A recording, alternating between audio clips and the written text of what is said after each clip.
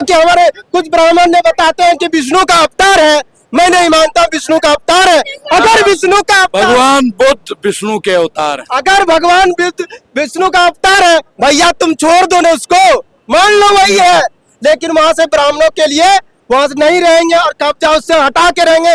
चाहे इसके लिए सड़क से लेकर सदन तक, जैसे हमारे बड़े भाई चंद्रशेखर आजाद, तमाम आदमी जो आवाज उठा रहे, रामदास अठावले उठा रहे, तमाम नेतागण, अगर एक नेता एकजुट हो गए उस दिन हमारे बोध गया बोधि मंदिर मुक्त होगा और हमारे बौद्ध धर्म के लोग अनुयायी के में ये रहेंगे। और कहीं न कहीं ये जनसैलाब जो आप देख रहे हैं, ये ब्राह्मणवाद को ऐसे जूते पड़ेंगे अगर बोधि मंदिर को मुक्त नहीं किया, चाहे वो कोई भी जाति धर्म से हो। आज बाबा साहब की जयंती है।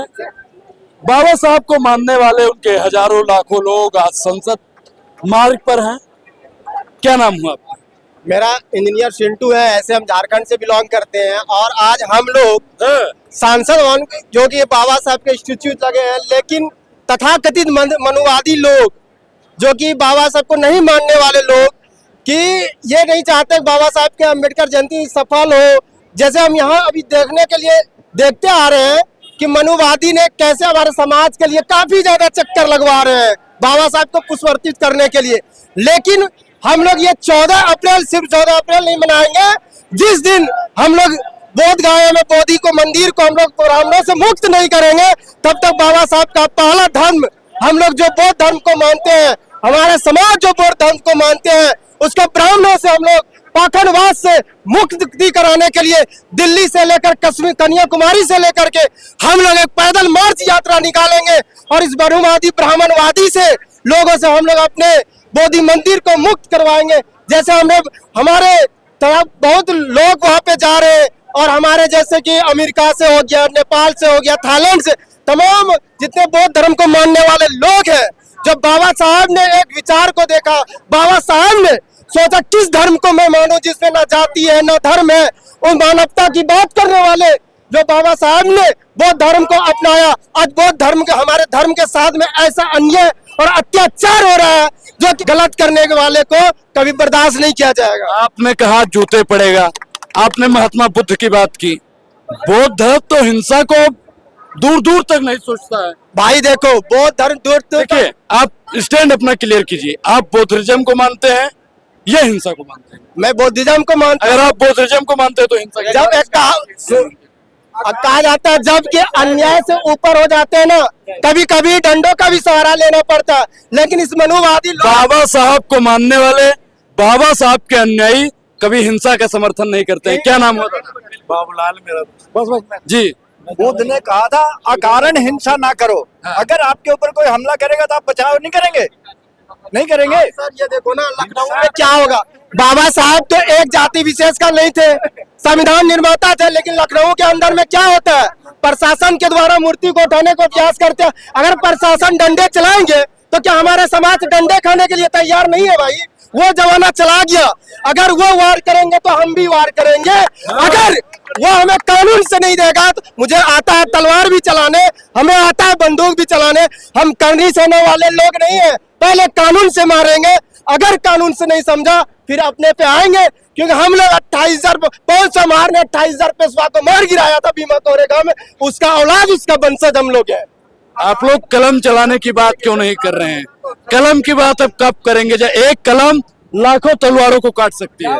कलम का ही बात करते हैं जनाब, कलम का ही बात करते हैं। आपने तलवार की खुलेआम जो बात करी इन्होंने, कलम की पहले बात रखी कि कानून व्यवस्था इंतजाम करेगी, तो वो कलम है हमारी, वही बात इन्होंने रखी। लेकिन मैं आपसे एक सवाल करना चाहता हूँ सर, आप कौन है और कहाँ से है? पहले मैं आपका परिचय चाहूंगा। मेरा नाम अनुराग ओझा। अच्छा, आप किसको मानने वाले हैं?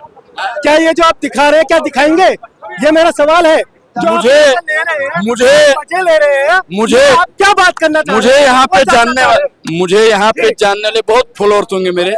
वो जानते हैं अनुराग ओझा जो रिकॉर्ड करता है उस चीज को दिखाता है डंके की नोक, डंके की नोक पे दिखाता है।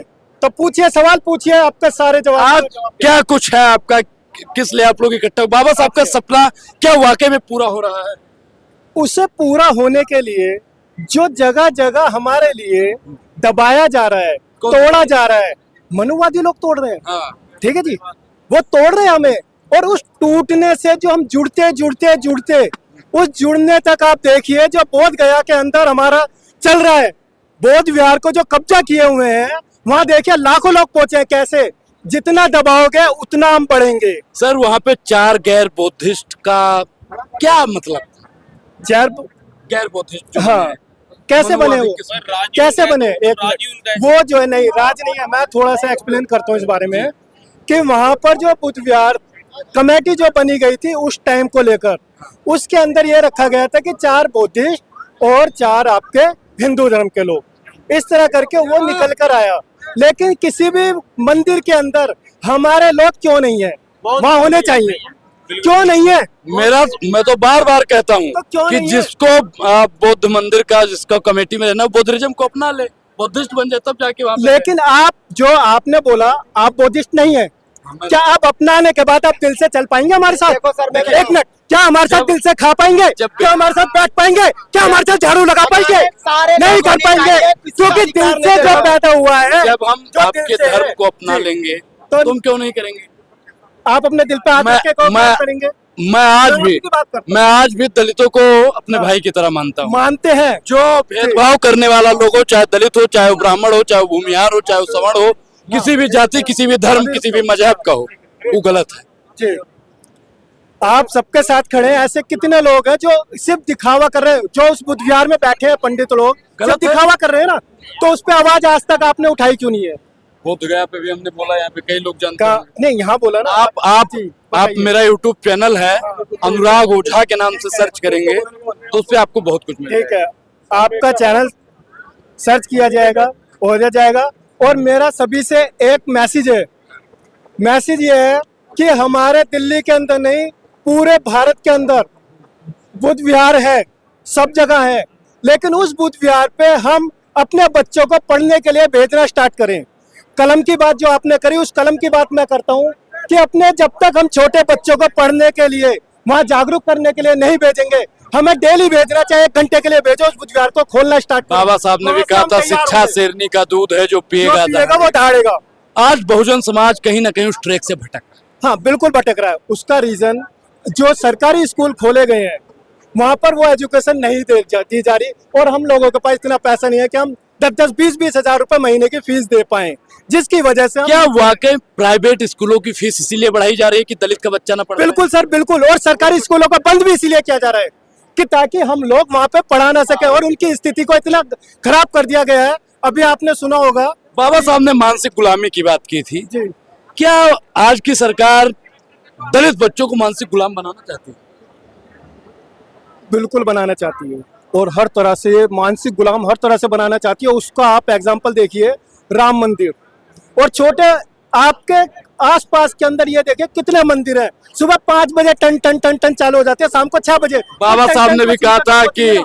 सुबह 2 घंटी बजती है, एक विद्यालय की ओर जाती है, एक मंदिर की एक ओर मंदिर जाती की ओर जाती है। तो- तय आपको करना है कि आप किस ओर कहाँ जाना जाना है। है? लेकिन बहुजन समाज किस ओर जा रहा है ये आप भी जानते हैं। बिल्कुल जानते हैं, लेकिन उसको गोल गोल घुमा के पहुंचाया जा रहा है, अपने आप नहीं जा रहा। कांवड़ सबसे ज्यादा कौन उठाता है? हम लोग उठाते हैं, महाकुंभ में सबसे ज्यादा कौन सबसे लोग ज्यादा जाते हमारे लोग जाते हैं, हैं? शिक्षा से सबसे ज्यादा दूर कौन है? हम लोग हैं। तो फिर तो उसको मनुवादी उसके लिए आप एक ऑप्शन क्यों नहीं देते हो लोगों को?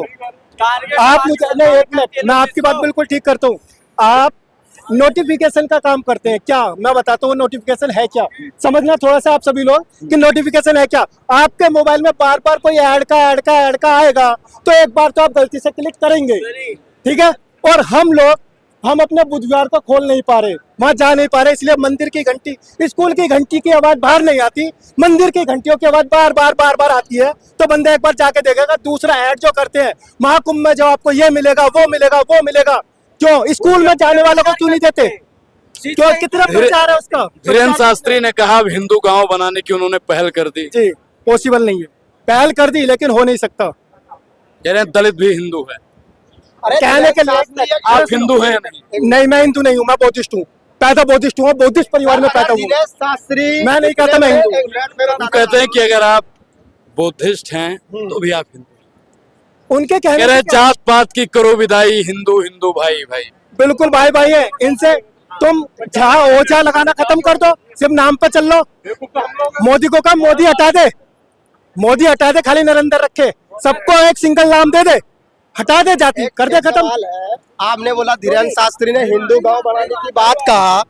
धीरेन्द्र शास्त्री इतने बड़े पर्चा खोलने वाले व्यक्ति हैं, अगर उसके शरीर में बीमारी है तो उससे बड़ा क्यों ये खोल रहा है बहुत बड़ा हॉस्पिटल कैंसर का? उसको तो ऐसे ही इलाज कर देना चाहिए, जाओ तुम्हारा सब बीमारी दूर हो जाएगा। वो कहीं न कहीं लोगों को गुमराह बनाता है, और उसमें खासकर हम अपने दलित समाज के व्यक्ति कहते हैं, ज्यादातर हमारे समाज ही गुमराह बनते हैं। कहीं न कहीं इस चीज को समझना चाहिए कि धीरेन्द्र शास्त्री का, जैसे अनुराग भाई ने मेरे बोला कि नहीं उसे हिंदू राष्ट्र बनाने की बात करते हैं, हिंदू गांव बनाने, पहले हिंदू एक छोटा सा गांव बनाने का प्रयास उन्होंने कह दिया है कि गांव बनाएंगे, उसमें एक भी मुसलमान की एंट्री नहीं होगी। सर मुसलमान की नहीं होगी ना, लेकिन हम तो हैं, हम बनने आप देंगे तो क्या? हिंदू हैं। हम हिंदू है ही नहीं ना, कौन कह रहा हम हिंदू है? किसने बोला हिंदू है? जी सर किसने बोला? ऐसा है, सबसे बड़ी कमाई हमारे अपने लोगों में है। मनुवादी वो तो व्यापारी है शुरू से। मंदिरों में बड़े मंत्रियों को भी एंट्री नहीं देते, हिंदू मंदिर में और बात करते हैं हिंदू है। कैसे हिंदू है बताइए? हमारे को छूने पे आप कई गांव में जाओ, एक हमारे राजस्थान के कांग्रेस के एक दलित नेता थे, वो रामनवमी के दिन मंदिर में जाते हैं तो वहाँ के लोग मंदिर को धुलवा देते हैं। हाँ, क्या एक बात बताइए, नहीं मुझे एक चीज बताइए, हमारे वहां जाने से जब गंगा जल से, समझना, गंगा जल से मंदिर वापस पवित्र हो सकता है, तो हम आज तक क्यों नहीं पवित्र हुआ, ताकि उनके बराबर में हम बैठ ना पाए? वही तो जल है जो हमारे छूने से उसको साफ कर देता है, सब कुछ बढ़िया हो जाता है। लेकिन हम इतने नहा लिए, इतने वो कर लिए लोगों ने, आज तक वो पवित्र नहीं हुआ। लेकिन वो कौन सी विडम्बना चला रहे हैं, क्या चला रहे हैं? वो गंगा जल नहीं, बाबा साहब का सपना शिक्षा से पूरा हो गया। पाखंड से आखिरी सवाल, शिक्षा से, शिक्षा से, शिक्षा से। तो बहुजन समाज कब शिक्षित होगा? वो शिक्षित जब होगा, मैं बताता हूँ जब होगा, जब हमारे सारे बुद्ध विहारों में स्कूल चालू होंगे, हमारे अपने स्कूल होंगे। जीत जीत